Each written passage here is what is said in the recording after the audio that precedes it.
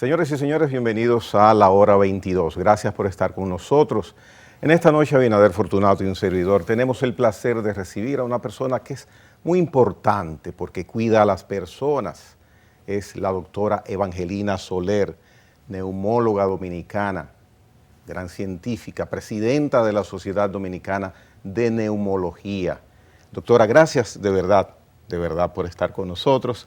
Mire, tenemos una situación a nivel mundial con el COVID-19, que es de lo que hablaremos en esta noche, de 2.600.000 personas que han fallecido. Nosotros en República Dominicana tenemos 3.200 y tantas personas por una enfermedad que apareció de la nada, de imprevisto. ¿Por qué esta enfermedad es tan inmanejable, tan difícil? ¿Cuál es la diferencia con otros virus que quizás puedan ser más virulentos? Sin embargo, esta es una enfermedad desconcertante, sobre todo para ustedes los médicos. Gracias por la invitación, Caimares. Abinader, muchísimas gracias por invitarme a su medio. Pues mira, este virus tiene un comportamiento que fue algo inesperado, que yo pienso que es el mayor impacto a la salud, porque si te fijas, de inicio no se sabía todo de su comportamiento. Entonces, tenemos un virus que, como tú bien mencionas, hay otros virus con una gran capacidad virulenta, y si lo comparamos con este, podríamos decir que el factor que más relación tuvo con los procesos funestos, con los que han llevado a la muerte esos pacientes que tú mencionas, ha sido el factor donde el desconocimiento de esos componentes patológicos, como es la hipercoagulabilidad de la sangre, esa respuesta inflamatoria tan severa en el organismo, ese compromiso de órganos como el corazón, como la parte del hígado, el riñón y el propio pulmón, que se ve severamente afectado. Entonces, como agarra de sorpresa y no se reconocía inicialmente todo su impacto en la salud del cuerpo humano, pues fue la mayor catástrofe, porque afortunadamente los italianos nos dieron a conocer el factor de la coagulopatía, el factor de la afección del endotelio vascular, y por ende cómo impactó negativamente, porque se produjeron esos trombos que bien ellos lograron describir, y que si te fijas, a partir de ese conocimiento, pues se ha reducido un poco la tasa de muerte, aunque hemos visto que en los últimos meses se ha visto en la mayoría de los países un repunte ya más asociado a nuevas variantes del coronavirus. ¿Por qué nosotros tenemos, se puede decir, la suerte de tener una letalidad sumamente baja comparado con la mayoría de los países? Mira, aquí hay muchos factores que no están bien claros, pero si te puedo hablar de uno es que los médicos dominicanos aparentemente estamos bien formados. Y te digo aparentemente porque si te compara con un médico estadounidense, él va a pensar que nosotros estamos aquí en una selva. Pero la salud en nuestro país se da de una manera muy personalizada.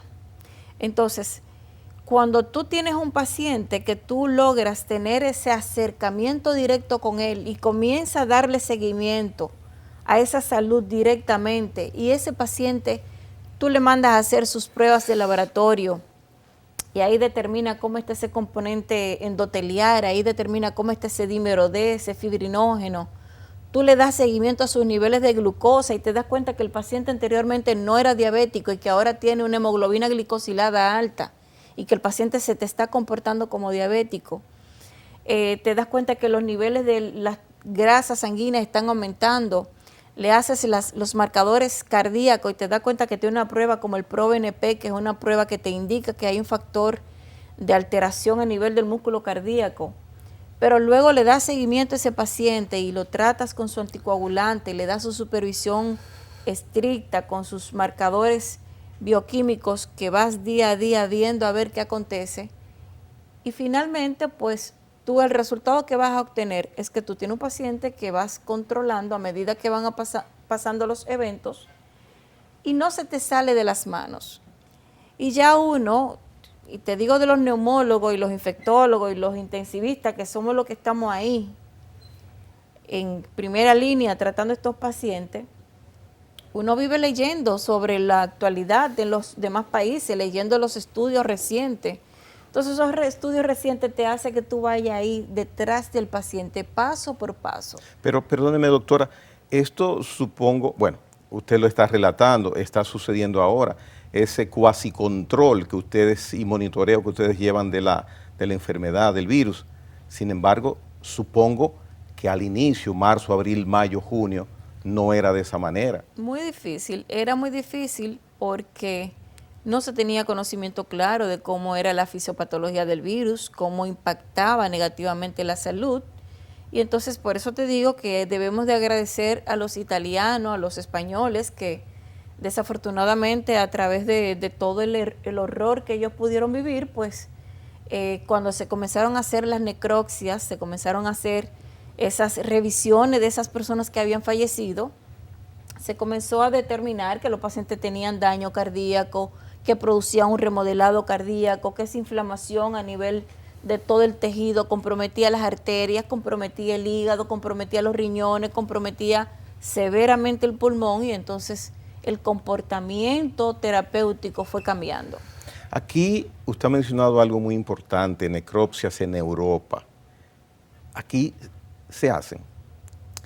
Mira, en nuestro país, una de las cosas que adolece, de las cosas que lamentablemente nos quejamos los que trabajamos día a día y revisamos y leemos artículos, una de las cosas principales que tenemos como falla es que no se investiga nada, que no se estudia nada, que se hace una necropsia cuando un familiar solicita que se haga un experticio por algo, negligencia, o cuando hay algún tipo de índole legal, pero salvo hospitales de enseñanza, como los hospitales donde hay escuelas y residencias, si hay un caso interesante, pues se hacen clínica patológica donde hay un caso que llama la atención, se hace la necropsia del paciente y se estudia y se hace una revisión posterior con los residentes que están relacionados al caso, pero eso no es una práctica muy frecuente. ¿Y para COVID alguna facultad de medicina de una de las universidades, el Ministerio de Salud, a propósito de la situación esta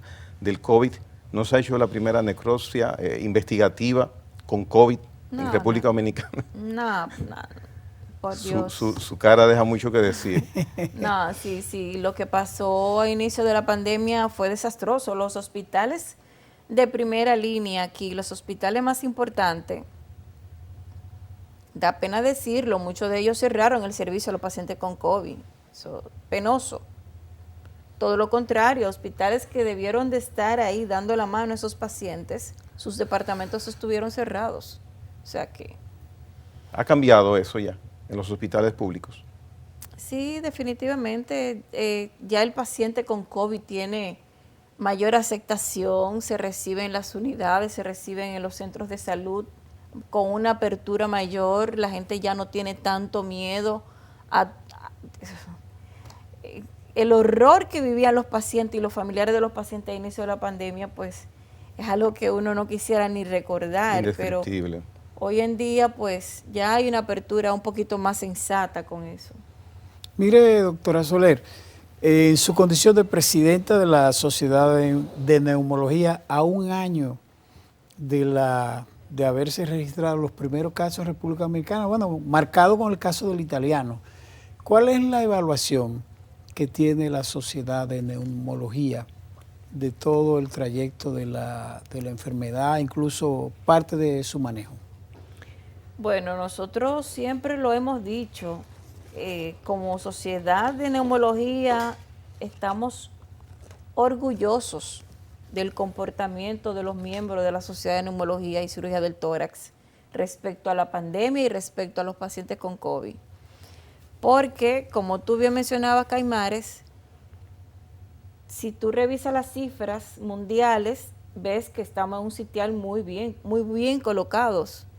Y eso ha sido producto del trabajo arduo de los neumólogos, de los infectólogos, de los intensivistas, de los médicos que reciben ese paciente y saben derivarlo adecuadamente a los sectores involucrados y pertinentes. Yo pienso que hemos estado al día con todas las informaciones que van ocurriendo, los médicos se han logrado mantener actualizados y conforme va evolucionando y el conocimiento de la enfermedad, asimismo nosotros también hemos sido muy receptivos al conocimiento y eso ha dado como resultado que los pacientes con COVID en nuestro país hayan tenido un buen manejo. Respecto a la medicación, ¿ha variado el protocolo? Es decir, en la recurrencia o la persistencia de la enfermedad. Sí, ha variado muchísimo. De hecho, nosotros que participamos en la revisión de los protocolos de salud pública del ministerio, siempre decíamos que no era un protocolo que tú hacías y lo dejabas ahí estático 6 meses, sino que era un protocolo que tú tienes que estar revisando constantemente, porque tú tenías una molécula que hoy servía, mañana salía un artículo que no servía para nada, luego tenía otra molécula que estaba solamente aprobada por cuestiones humanísticas, por medicamentos compasivos, de uso compasivo, pero luego tú te dabas cuenta de todos los efectos adversos que tenía esa molécula y sencillamente tú tenías que dejarla de lado e ir al paso con lo que son las evoluciones de los medicamentos internacionalmente. Hoy en día todavía no hay una formulación debidamente aprobada, pero sí se ha avanzado mucho con antivirales como el favipiravir, las moléculas moduladoras inflamatorias que desde un principio hemos estado aconsejando, la vitamina D, el uso del zinc, la vitamina C y pues los anticoagulantes que fueron la molécula que vinieron conjuntamente con los corticosteroides a cambiar drásticamente el curso negativo que tenía la enfermedad. Porque la enfermedad es básicamente de inflamación interna. Una inflamación interna. ¿Cómo se explica al televidente, al que no tiene la capacidad médica, conocimientos elementales de medicina, de traducir qué es una inflamación interna en el organismo? Mira, es muy fácil y sencillo. Nuestro organismo está preparado con unas células que sirven como de resguardo, como si fueran nuestras células, como si fuera el cuerpo castrense. Están divididos en diferentes grupos de células que nos defienden. Así como está dividido el cuerpo castrense de un país, los aéreos, los cara pintada, los de la UAS, los SWAT, los caconegros. Los caconegros se van a Capotillo a controlar las trifulcas entre las bandas, pero está la policía de la UAS, que es una policía más tranquila, con menos armamento, porque no se requiere tanta acción. Pero también están los SWAT cuando ya hay situaciones mayores, que se piensa una intervención, cuestiones así. Así mismo están divididas nuestras células. Y tenemos células tan especializadas que, por ejemplo, en el pulmón tiene sus propias guardias, que son los macrófagos alveolares. Pero el hígado tiene sus propias guardias, que son las células de Kupffer. La piel tiene sus propios guardias. Entonces, cuando llega un ente externo, como un virus, una bacteria, un hongo, un parásito, el organismo lo ve y es capaz de decir, hay unas células que son especializadas solamente para decir lo que pertenece y no pertenece a cuál territorio del cuerpo. Oiga eso. O sea, no solamente que pertenece o no al cuerpo, sino a cuál territorio del cuerpo. Entonces esas células, una vez ven un ente patogénico como el virus del COVID, lo primero es que lo reconocen, lo observan, lo codifican y dependiendo de cómo están esas células desplegadas en el organismo, atacan ese invasor. Pero en el momento que inician el ataque, es como cuando usted se entra a un lugar donde hay un animal salvaje, usted entra a un lugar donde hay una serpiente de esas grandototas y para defenderse expelan un olor, un hedor nauseabundo para que usted se vaya. Eso mismo hace nuestro organismo. Nuestras células, en el mismo momento donde entra una célula injuriante, un ente injuriante, emite una respuesta donde comienza a propiciar como si fuera un desorden en la casa. Hace señales a otras células, emite señales para que vengan al lugar donde llegó esa célula, donde llegó ese ente atacante, invasor. Llegan más células, reclutan más células, pero también en ese mismo momento que se emiten esas señales quimiotácticas, se produce liberación de sustancias como las famosas interleuquinas, que ustedes debieron de haber escuchado previamente, porque es la palabra más famosa en el COVID. Esas interleuquinas, que son las que producen la fiebre, que son las que producen el edema, cuando se libera histamina, cuando se libera serotonina, que son sustancias que inflaman, que sacan los líquidos de su lugar. En definitiva, que en el medio de la lucha de la célula de nuestra defensa, con el ente injuriante, se produce ese desorden en el momento en que eso se está suscitando. Y eso pasa con el COVID, donde no solamente se inflama, como se pensaba anteriormente, el pulmón, sino que se inflama el hígado, se inflama el páncreas, y hay muchos pacientes que hacen pancreatitis y pueden morir por la pancreatitis, pero se inflama el endotelio vascular, y por eso usted ve que es tan importante hacer ese registro del fibrinógeno y el dímero D, porque se alteran los factores de la coagulación sanguínea y son propensos los pacientes a formar trombos. Pero también está la injuria al músculo cardíaco, y vemos esos pacientes que aún teniendo un COVID leve pueden tener arritmias, pueden tener miocarditis infecciosa, pueden tener dilatación del músculo cardíaco, e inclusive pueden tener infartos y pueden también tener insuficiencia cardíaca. O sea que el proceso inflamatorio del COVID es muy complejo, puede alterar el sistema nervioso central, y lo podemos observar con esos pacientes que tienen ya la falta del gusto, la falta la sensación del sabor y del olor, y personas que también pueden tener meningitis y encefalitis por el propio virus. O sea que es una inflamación generalizada lo que se produce. ¿Ningún virus de los que ustedes, los científicos, conocen había tenido esas características tan dislocantes del organismo? Mira, los virus han existido conforme ha existido la historia, y muchos de ellos producen todos esos estragos, producen encefalitis, producen meningitis, pero un virus que en el mismo momento sea capaz de producir tanto efecto inflamatorio, muy pocos. Bien. Señores, vamos a una pausa comercial. Continuamos en breve con la doctora Evangelina Soler. Venimos en breve.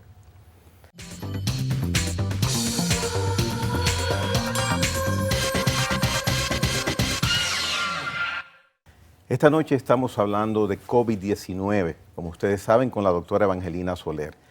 Doctora, he visto y hemos visto, pero particularmente a mí me llama mucho la atención de que no hay un patrón con estos efectos que causa esa malvada enfermedad, el malvado virus, como yo le digo, que te diga a ti que 2 y 2 son 4.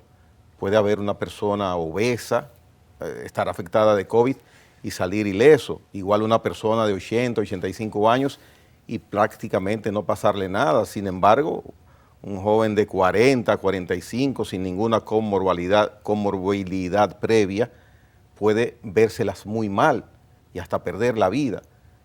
¿A qué se debe que no hay un patrón? Yo me imagino que eso a ustedes los disloca, les trae desconcierto este comportamiento de síntomas. Mira, hay algo muy importante que se logra observar en esas variantes que tú mencionas, y es el momento en que ese paciente llega al médico.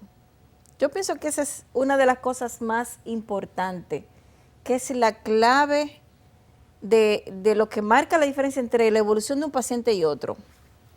Tú tienes un paciente obeso, y además ese paciente obeso tiene 65 años y es diabético, pero también es hipertenso. Pero ese paciente diabético tiene diarrea, producto del virus, comienza a tener evacuaciones diarreicas, pero tiene fiebre. Con la fiebre, con cada grado de temperatura, tú pierdes líquido, pierdes 150 cc por grado por hora. O sea, si tiene 38, tú vas a tener 150 cc que perdiste, y si dura 2 horas con fiebre, va a tener 300 cc de líquido que perdiste. Si le suman las evacuaciones diarreicas, va a tener que ese paciente prontamente se va a deshidratar. Pero ¿qué pasa? Que ese paciente es organizado y de inmediato comenzó con sus síntomas del COVID, él acude al médico. Cuando acude al médico, el médico le hace sus analíticas, identifica que ese paciente ya se está deshidratando y comienza un proceso de hidratación y de medicación para la fiebre. Ese paciente es un paciente de alto riesgo porque ya estamos mencionando 3 factores, la obesidad, la hipertensión y la diabetes. Y se ha añadido un tercero, la deshidratación. Hay 4 factores que pueden hacer que ese paciente desencadene en una evolución tórpida y mala.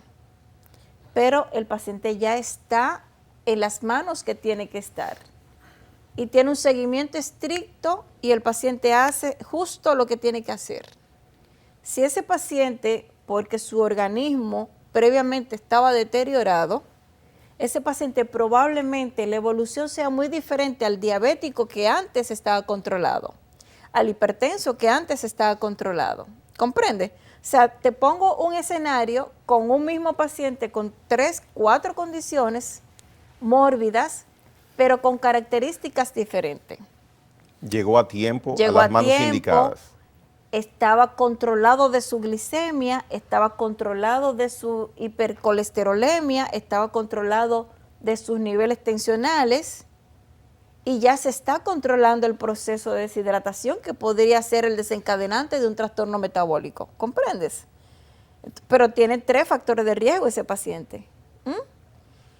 El otro escenario sería un joven obeso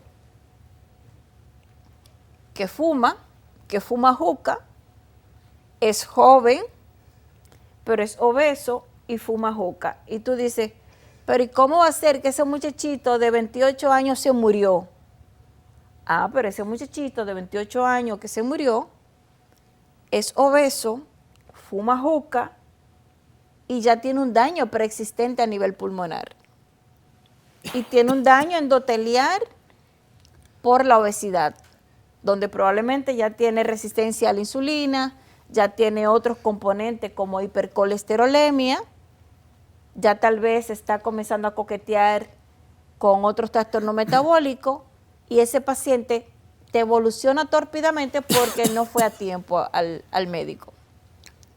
Es desorganizado, no acudió prontamente al médico, ese mismo escenario de la fiebre, de la diarrea, lo deshidrató y entonces se termina en una sala de cuidado intensivo intubado y es el que fallece, porque ahí la obesidad juega un papel preponderante, pero también la juca, que es uno de los elementos que peor hemos encontrado en la juventud que ha fallecido en nuestro país.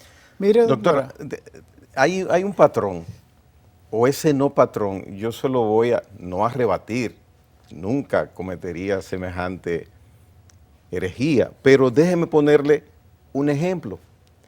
Una persona de 50 años, no tiene ninguna comorbilidad, nunca ha estado interno, nunca le han dado un pinchazo por sutura de una herida, no es cardiópata, va a tiempo al médico y a buenos médicos, llega a tiempo, lo que usted mencionaba, la clave, permanece ingresado un mes en la clínica, una excelente clínica, 3 semanas en intensivo, una persona que aparentemente no podía tocarle eso y le tocó. ¿Cómo se explica? Yo dudo que haya llegado a tiempo. Mira, el virus es muy sencillo. Bueno, lo vemos sencillo ahora. No era tan sencillo verlo inicialmente. El virus llega al organismo, entra al organismo. Cuando comienzan los síntomas, por eso somos muy insistentes en qué día comenzaste los síntomas, cuántos días tienes con los síntomas, porque comenzamos a calcular y eso es muy predecible, eso es una constante. Al 7º, 8º día se produce lo que es ese proceso inflamatorio del organismo. ¿A los cuántos días se llega a tiempo de empezar los síntomas? Antes del 7º día. Antes del 7º día de los síntomas. Porque cuando tú calculas ese 7º, 8º día es donde se produce la llamada tormenta de citoquinas. Pero tú puedes tener una tomografía que lo hemos visto, lo vemos y lo tenemos documentado. Tú puedes tener una tomografía del día 6, normal, limpia, y una tomografía del día 7 y el día 8, con una inflamación importante del parénquima pulmonar, visto ya como una neumonía por COVID. Entonces, ese caso que tú me relatas, donde ese paciente de 50 años, un hombre relativamente joven, que no tiene comorbilidades, o sea, patologías asociadas, que no es fumador, no lo mencionaste, pero me imagino que Nunca fumó. un hombre que no tiene hábitos tóxicos, que llegó al médico, llegó a las mejores manos y llegó a los mejores centros, pero cae en una sala de cuidado intensivo porque llegó después de la tormenta de citoquina, porque esos 8, 9, 10 días previos no fue al médico. Ya. Porque Mire, si va, se le hace sus analíticas, se le hace su dímero D, se le hace su fibrinógeno, se le hace su radiografía de tórax. Y en estos tiempos, los médicos que estamos al frente del manejo del COVID, ya estamos prestos para facilitar la medicación que corresponde en cada paciente, salvo que sea un caso excepcional donde tú puedes tener una persona que aparentemente está sana, pero tú no sabes qué hay internamente en ese organismo. Si esa persona había padecido un infarto previo que te puede cambiar el curso de un paciente, una persona que tiene un stent recién colocado, que le colocaron un stent un mes y medio antes, o una persona que no le colocaron el stent pero que tiene un infarto reciente y no se había dado cuenta. Hay gente que tiene infarto y no se había dado cuenta. Hay gente que tiene daño hepático y no se ha dado cuenta. Daño renal. Hay ¿no? gente que tiene daño renal y no se ha dado cuenta. Hay gente que tiene múltiples afecciones internas, como el trastorno del colesterol, por ejemplo, y no lo sabe, no está documentado.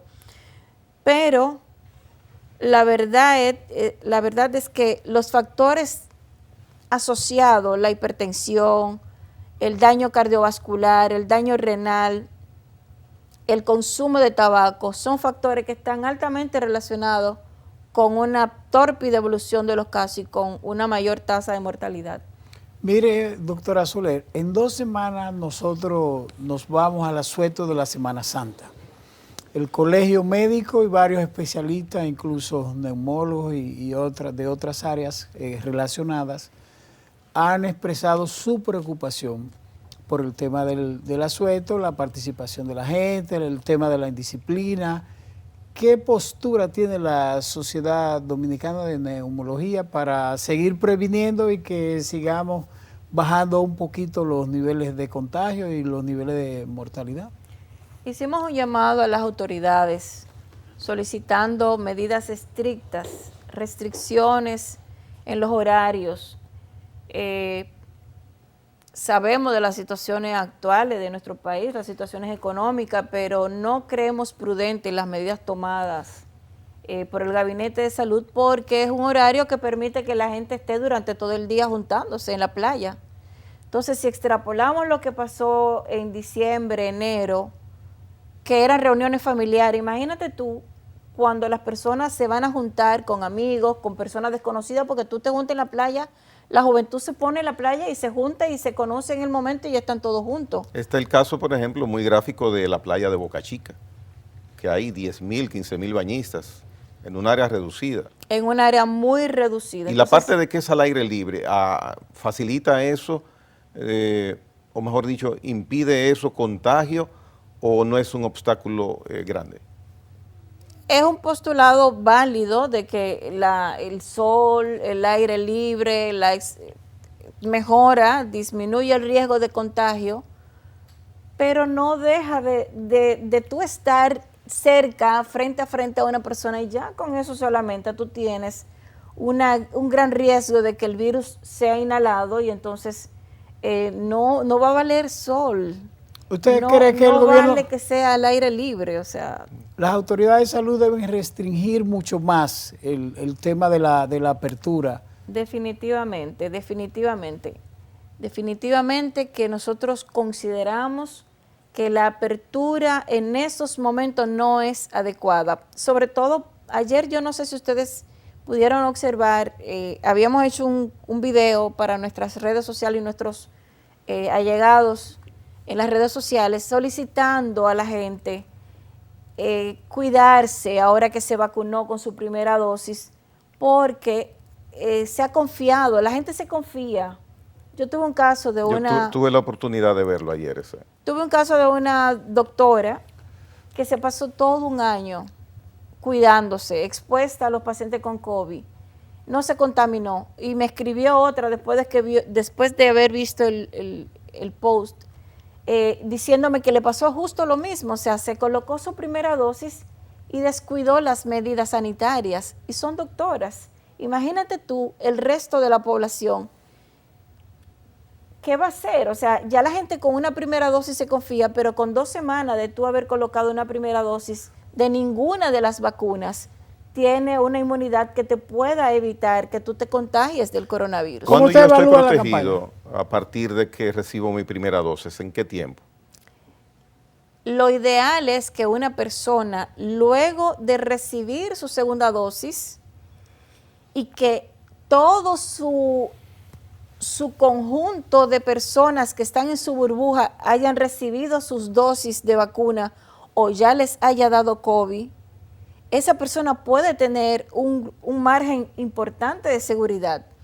Pero la mayoría de las vacunas requiere que tú hayas completado el esquema de la segunda dosis para luego conferir el porcentaje de inmunidad que está inherentemente a ese tipo de vacuna. Entonces, mira lo que pasó con el senador en New York, que luego de recibir la segunda dosis, el señor Adriano se infectó con la vacuna de Pfizer, que es la vacuna que más, es una de las que tiene la tasa de protección más alta, y sin embargo se infectó. O sea que una primera dosis no nos debe a nosotros dar ninguna libertad de confianza. Definitivamente. No se deben soltar las mascarillas. No se deben de soltar la mascarilla, no se debe de dejar esas medidas sanitarias de las que tanto se ha hablado, el distanciamiento social, estar a más de 2 metros, lavarse las manos, es sumamente importante. Desde el punto de vista de la seguridad de toda la campaña, ¿cómo evalúa usted o cómo evalúa la sociedad de neumología la campaña que abrió el gobierno, todo su protocolo de vacunación después que llegaron a República Dominicana? Yo pienso que ha sido bueno, o sea, a mí no me gusta detractar por detractar, no me gusta emitir opiniones que sean desfavorables cuando realmente no todo es malo, y yo pienso que ha sido bueno todo el esquema montado sobre la vacunación, pero yo pienso que en estos momentos hay que ser reiterativo a través de los medios del uso de la mascarilla, del uso del distanciamiento social y el lavado de las manos, dirigido a esas personas que ya recibieron su primera dosis y la población que va a recibirla consecuentemente con los días venideros. Debe de ser más insistente en esas campañas de educación a la población. Mire, una mujer que esté en estado de gestación, una mujer embarazada, ¿es recomendable que sea vacunada con la vacuna anti-COVID? No es recomendable porque no hay estudios, no se han estudiado ni en embarazadas ni en menores de 18 años. Hay una propuesta de una de las vacunas que están por aprobar para que tal vez, hay una propuesta clara para que se puedan vacunar las embarazadas y las mujeres lactando, pero por lo pronto, como no se estudiaron, no están dentro del protocolo. Está abierto a que si es de mayor interés del médico o ginecólogo que esta paciente que está embarazada reciba su dosis, pues ya es a consultar con su médico, pero los protocolos de vacunación de las vacunas que están estudiadas y las vacunas que están en nuestro país no contempla vacunación en embarazadas. Estadísticas a mano que usted tenga o informaciones de jóvenes menores de 18 años afectados de COVID, ¿lo conoce? Estadísticas no tengo. Tú sabes que los jóvenes, desde el principio de pandemia se hablaba de que no tenían tanto riesgo de desarrollar la enfermedad como tal, de manera tan catastrófica, de que no tenían esa sintomatología, pues a inicio, cuando las pruebas de PCR eran tan escasas, pues no se le hacía tanto. O sea, había una persona en la familia que salía con COVID y tal vez para optimizar los recursos solamente le hacían a las personas adultas y a los niños no le hacían la PCR. O sea que ahí tenemos un sesgo de información muy importante. Ya. Quería yo preguntarle a la doctora por un elemento de preocupación desde el punto de vista también de las medidas para evitar la curva de contagio. Una parte de la inmensa población haitiana que hay en República Dominicana requiere vacunación también por un problema que se da de contagio. Y además de eso, por un problema también humanitario. La Organización Mundial de la Salud lo ha planteado. Nosotros tenemos un tema económico, pero tenemos un tema humano con ellos. ¿Qué opinión tiene usted? Es una pregunta muy política. Bueno, ¿qué te puedo decir? Mira, yo soy... Se puede acoger a la quinta enmienda, doctora, si piensa que no es de su radio de acción, porque verdaderamente no queremos ponerle en apuro. No. Mira, yo pienso que yo soy muy nacionalista. Yo, definitivamente, tú me dices, yo vacuno los 8 millones de dominicanos y cuando estén todos vacunados, entonces vacuno el resto. Yo soy así. Muy bien, está bien. No, se oye equitativo. Doctora Soler, los anticuerpos...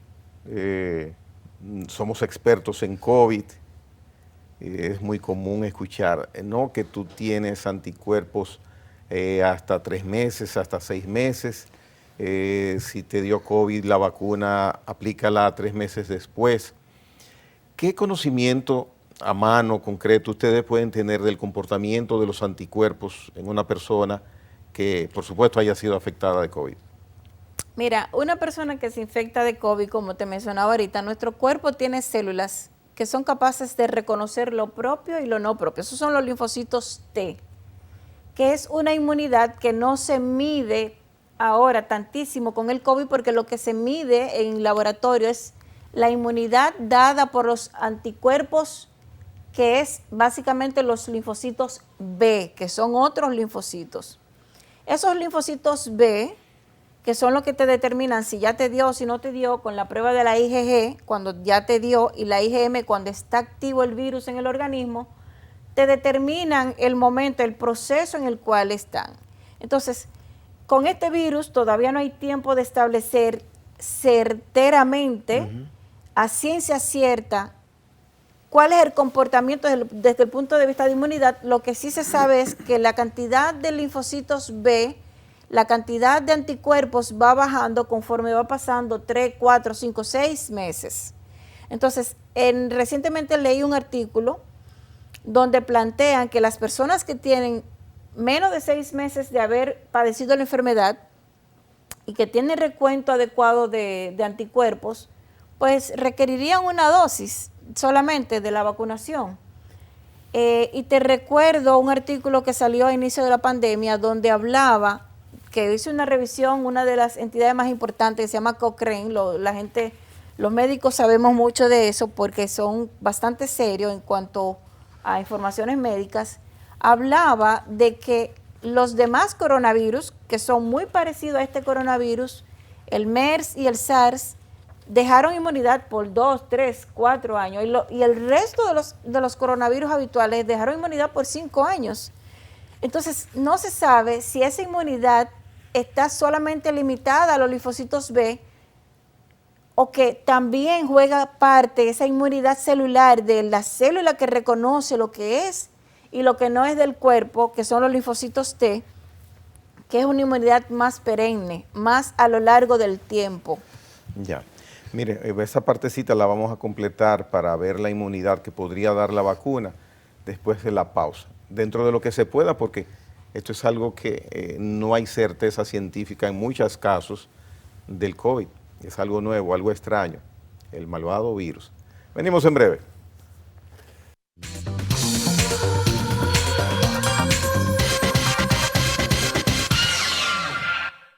Muy bien, doctora Evangelina Soler, en la parte final ya del programa, Me gustaría conocer, ahora que estamos recibiendo la primera dosis de la vacuna, en días empezamos con la segunda, ¿se conoce con exactitud qué tiempo de inmunidad en el cuerpo proveen estas vacunas? No, eso realmente no se ha establecido científicamente qué inmunidad proveen.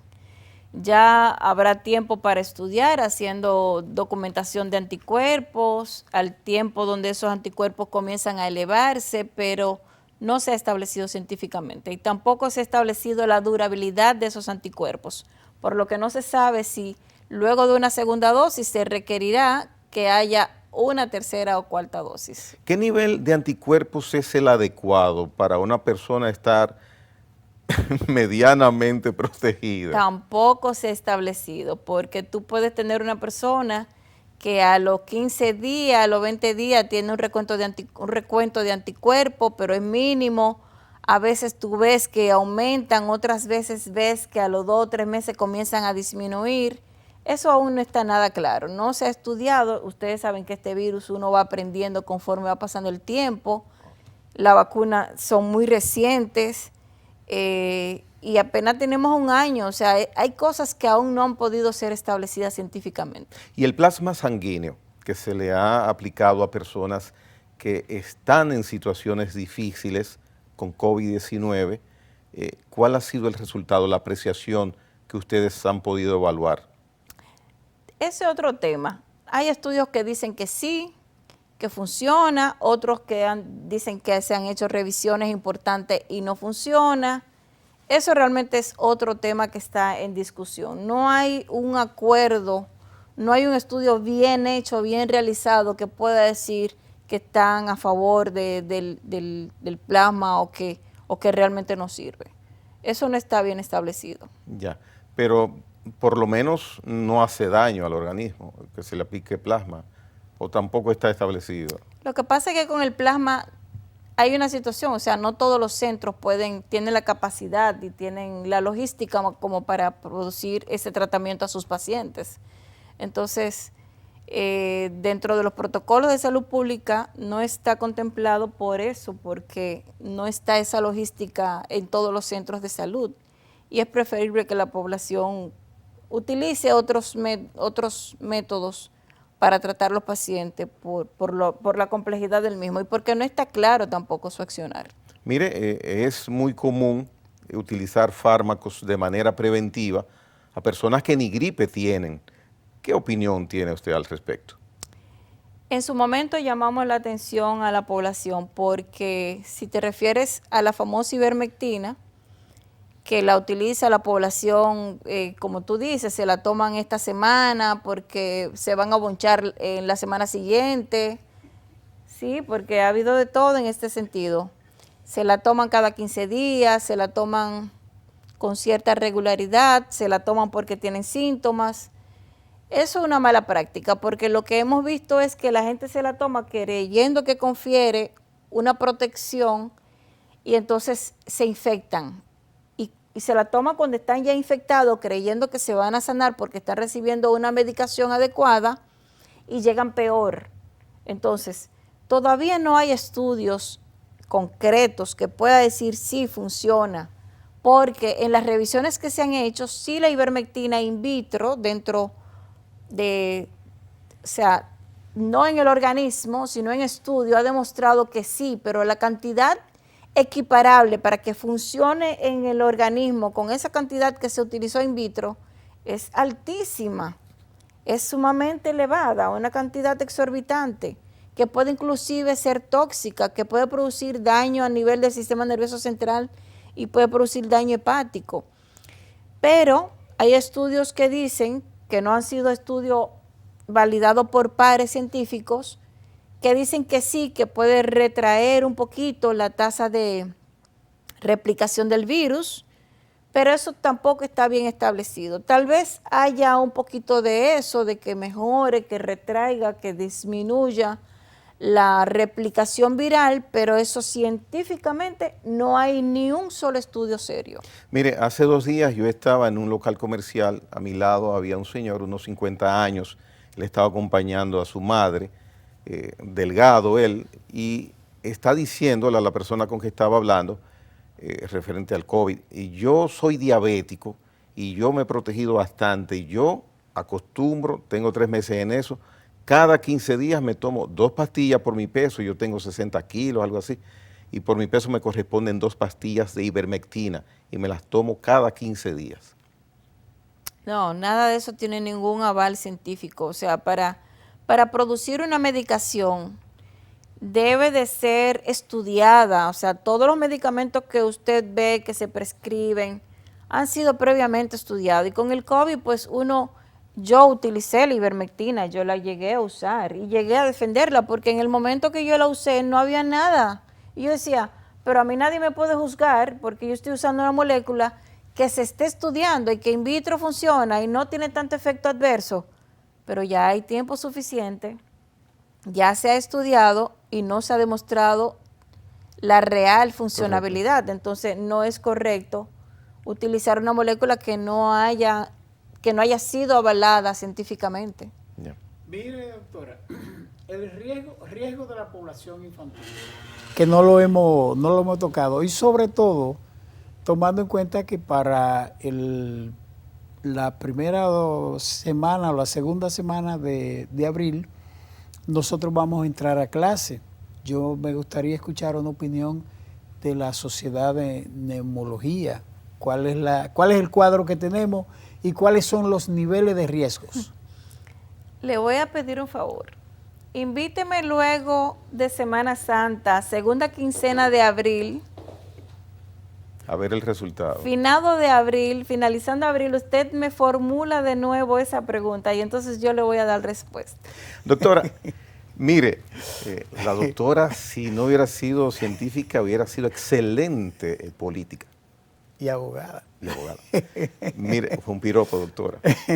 Porque usted sabe defender si se defiende bien y con honestidad. Pero de todas maneras, doctora, aunque no me responda la parte de la educación, me gustaría que me hablara del tema del riesgo de la población infantil, en las edades más primarias, los adolescentes. Mire, siempre estuvimos opuesta, y como sociedad opuestos, a que se iniciase el proceso presencial de la educación, por el hecho de que no todos los planteles escolares tienen la fortuna de tener un aula que pueda ser guardando el distanciamiento social, amplia, y que los niños, siempre sabemos que los niños son capaces de pasarse una paleta uno con el otro, no saben guardar el distanciamiento, llegan con gripe, se tocan uno con el otro y es muy difícil usted poder controlar a un niño. Y están los maestros también, que son personas de edad avanzada. O sea, cuando yo escuchaba que gente decía, sí, que vayan a la escuela, yo decía, pero y entonces, si los maestros y esos niños van a llevar los virus de los amiguitos a las casas. Pero ya ha pasado un año, confiamos en que la vacuna tenga su efecto positivo. Las clases habrá que retomarla, tendremos que comenzar a vivir con esto porque esta pandemia no va a pasar en 6 meses. Si estamos viendo lo que está pasando en nuestro hermano país de Brasil, lo que está aconteciendo en países que han llevado bien, por ejemplo, el proceso de vacunación como en Chile, y estamos viendo que la gente por estar soltando las medidas de distanciamiento, o sea, hay muchas cosas que uno ve que esto no va a pasar en pocos meses. Entonces, los niños tendrán que ir a la escuela. No quiero estar yo en los pies del señor ministro de Educación porque es bastante difícil la situación en un país donde las escuelas no están preparadas como deberían. Tal vez se diseñe un programa para los planteles que tienen la posibilidad y para los que no la tienen, pues es bastante complejo el asunto. Pero en algún momento tendremos que volver a las aulas.